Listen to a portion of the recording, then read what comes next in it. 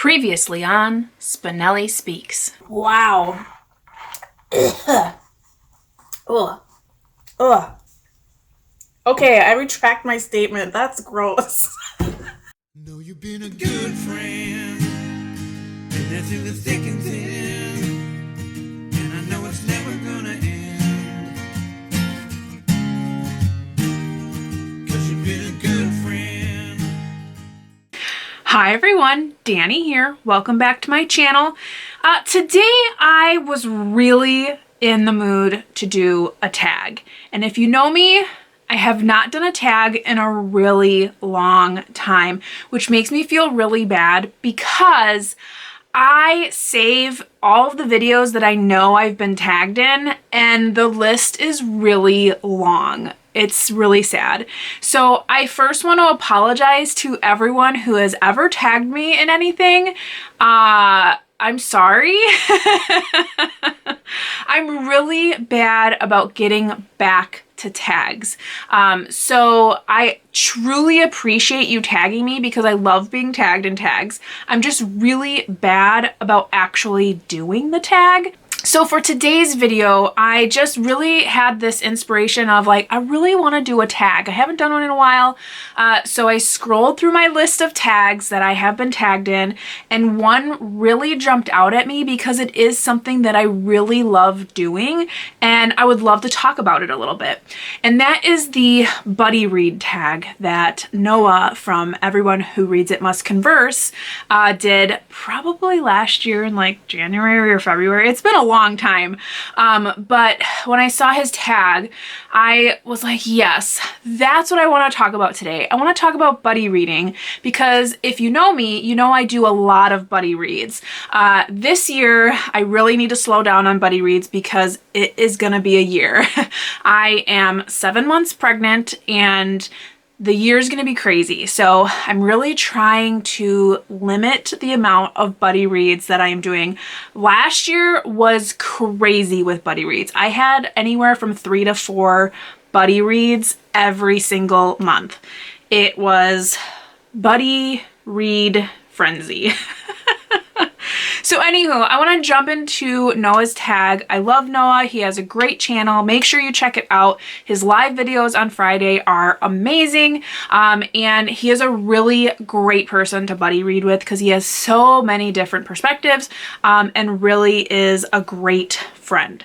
So let's jump into his tag. Number 1 is accountability. Do you like buddy reads? Well, I think I kind of already answered that. Yes, I really love buddy reads. I love the opportunity to read with someone one-on-one and hear their perspectives. It's funny because before BookTube, I used to read with a friend of mine, a very good friend of mine I've known for almost 20 years, and her perspective is always the exact opposite of mine. And when we first started reading together, it would really irritate me. Like it would really frustrate me that she wasn't agreeing with me. And then as my mind grew and as I learned more about reading and as I read more, I actually really appreciated her point of view because it expanded my understanding of the text. So though we still never agree on anything, I really like it because I feel like we both are getting a full understanding of the work as opposed to like, yeah, it was really great, or no, it really wasn't. So because we, come from different walks of life, because we are educated a little bit differently depending on, what we learned, we're able to add to the reading by having those differing thoughts. So yes, I really do love buddy reads. The next question is number 2, which is sharing. And it says, is there an ideal sized group for buddy reads? And I have to answer this with a yes. I really think, and I think Noah said the same thing, the smaller the buddy read, the better. And it's simply because I feel like anytime I've had a group read that got too big, you started to not hear from people. You heard from from a very small group, and then you knew that there was always like 4 or 5 people that were in the buddy read but aren't actually saying anything. And not that they have nothing to say, but I feel like when you widen the group, and I think Noah said this as well, you start to intimidate people. And I'm not saying like you, or me. I'm just saying the people who speak up first intimidate the other people in the sense of they think that they have nothing to say, or they think, well, you've already said it, or they think that they're not saying something that's correct. And I can tell you, no matter the size of the group read, whatever you have to say is completely valid. Never in a million years would I ever assume that anything anyone said was invalid. When you read a text, your interpretation is valuable because it's coming from the way you see the world and the way you see the text. And that information is golden. So if you are ever in a buddy read or a group read or a readathon or a read along or whatever we're calling it these days, please always contribute, because there is always going to be someone who's thinking the same thing or not. And that thought can open up a line of discussion that may not have already happened or may need to be addressed. So it's really important, even if you're afraid to say something or you feel like it's already been said, just say it. So I do feel like buddy reads do need to be a certain size, just because you will always have that small group of people in the background that are reading, that are listening, that aren't actually saying anything. And for me, I want those people to be able to be heard. So I try to keep it smaller. So if I do a buddy read, and I call it a buddy read, I try to limit it to no more than 4 or 5 people. I feel like 5 is really getting too far into a group read. And even a group read, I try to limit it as well. But for a true buddy read, I would say no more than 4 or 5 people. That way everyone has an opportunity to be heard, and you don't have too many people, kind of sit in the background, not really being able to contribute. So that's my 2 cents. So we have number 3, which is duration. Are shorter or longer works better for buddy reads? I think it depends on who is buddy reading. Now, for me, I tend to do a little bit of everything. So, for instance, and if you follow me, I do a lot of buddy reading with Laura over at Book Bubbler. And we tend to read really big books. However, we span it out for the whole year. And then we kind of have guidelines of how far we want to be in each month. And then we have reading times. So it's a very structured buddy read. However, that doesn't work for everybody. So sometimes if you get a bigger work, a lot of people fall behind, or they go ahead, or whatever it may be. So it's harder to stay in tune with all of your buddy readers. Now, I also have had where we have read really small books. And you think to yourself, oh, did you read that over a week, right? No, I read this little tiny book over the course of a month. This is The Picture of Dorian Gray by Oscar Wilde. Now, I read this with Scott and Elle, and they have a great channel over at Gunpowder Fiction and Plot. And even though this is a tiny book, I mean, it's, less than 160 pages, we read it over the course of a month. And I keep showing you this side because if you look at our discussion, this is how much we discussed. All of these tabs is how packed full of discussion this book is. So sometimes it doesn't matter how small your book is, the amount of discussion just explodes depending on what kind of book it is and who you're reading it with. So if you're someone who really wants to dive deep into a book, you want to talk about all of the literary devices, I think a smaller book that has packs a punch. Definitely still give it a good amount of time so that you have that time to talk about it, so you're not just glossing over main bits. We had a blast reading this. We really enjoyed it. But then when you have bigger books, you might gloss over whole chapters because you're getting to the plot points, you're getting to the main events. Some other people that I read a lot with, Emily from Novell Novels and Ange from Ange's Book Chatter, we have read a lot of classics, and sometimes we like jump through entire plot points because there's something bigger coming ahead, and so we still have great discussions, but not as in depth as we would in a smaller book like this. So for me, I think it really depends on what kind of conversation you want to have within a buddy read. So I'm waffling on here, and I'm sorry, but it's because I really do love buddy reads, and I want to encourage you to do a buddy read as well. So anywho, we're on to number 4, which is community. There are many types of readers. Share a meeting of the minds.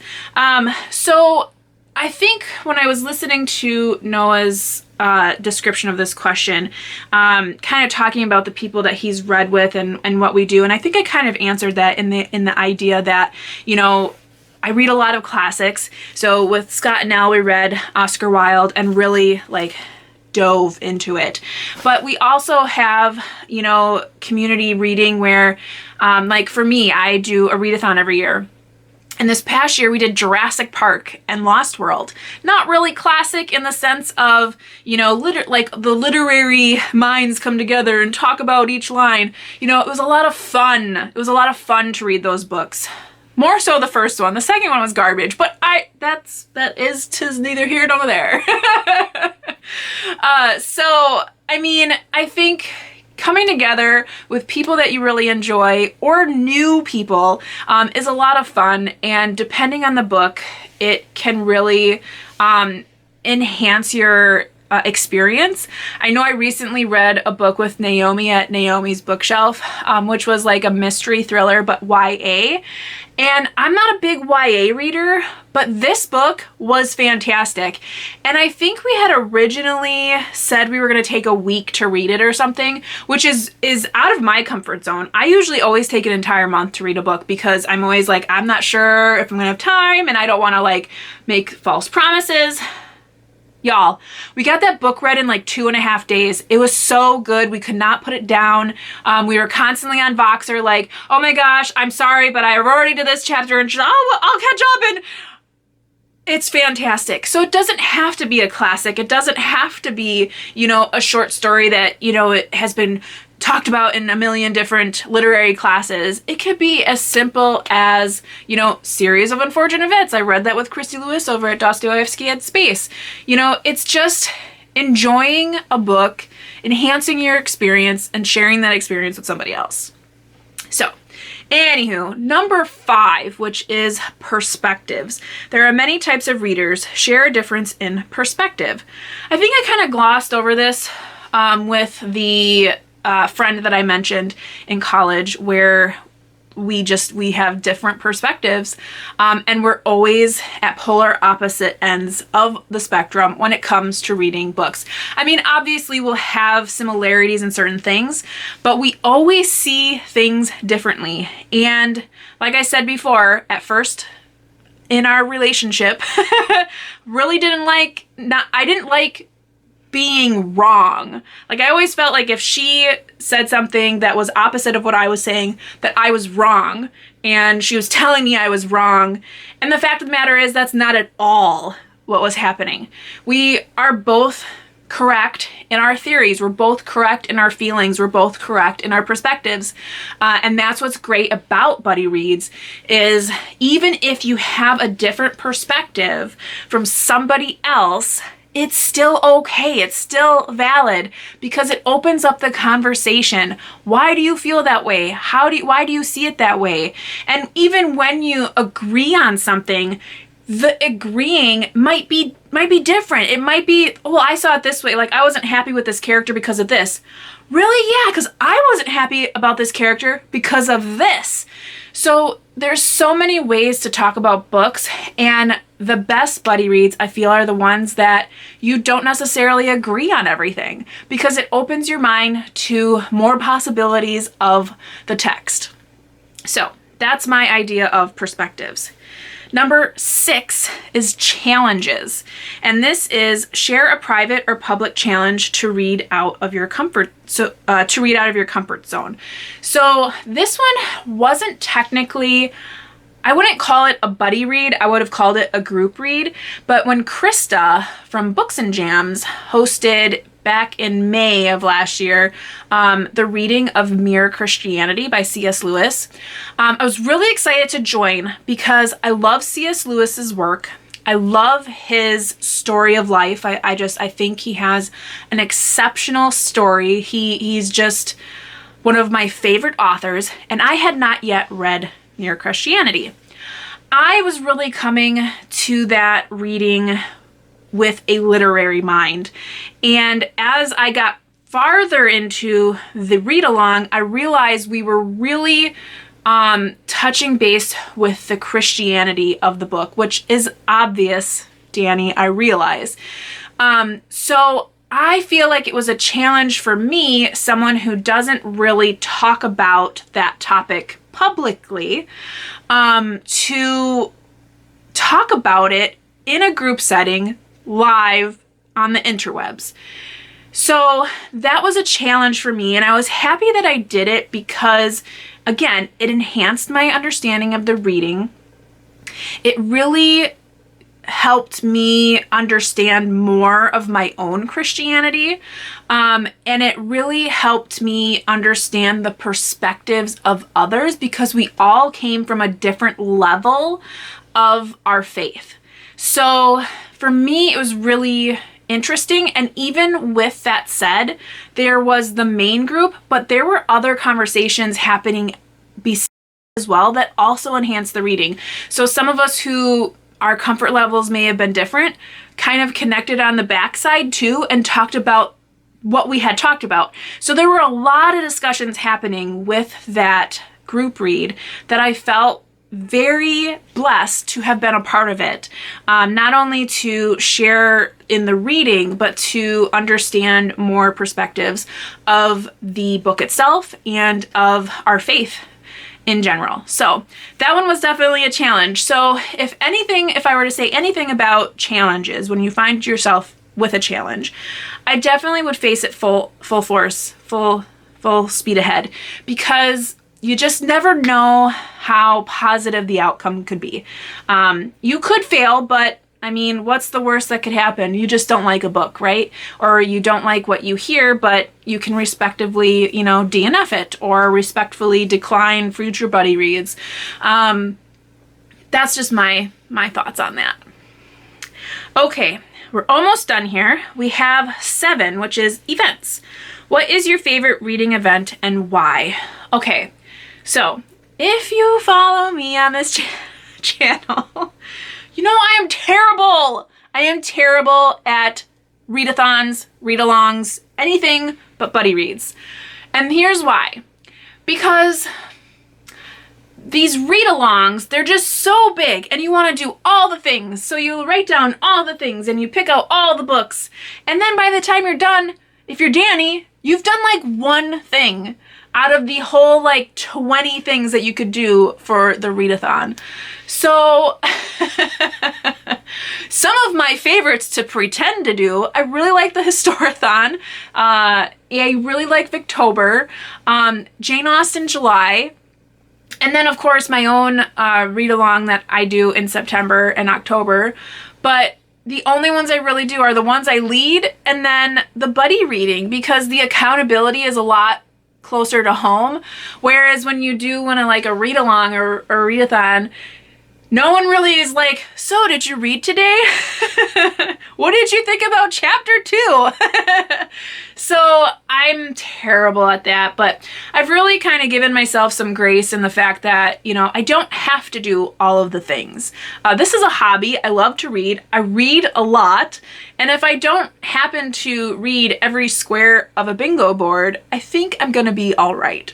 So yes, I do really love all of the read-alongs that kind of go along with classic books, and the ones that have a little bit of fun added in there, but I'm very bad. I'm very terrible at keeping up with them. So anywho, now we are on to number 8.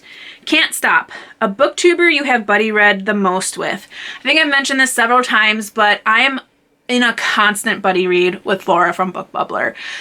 We have been buddy reading since basically January of 2020.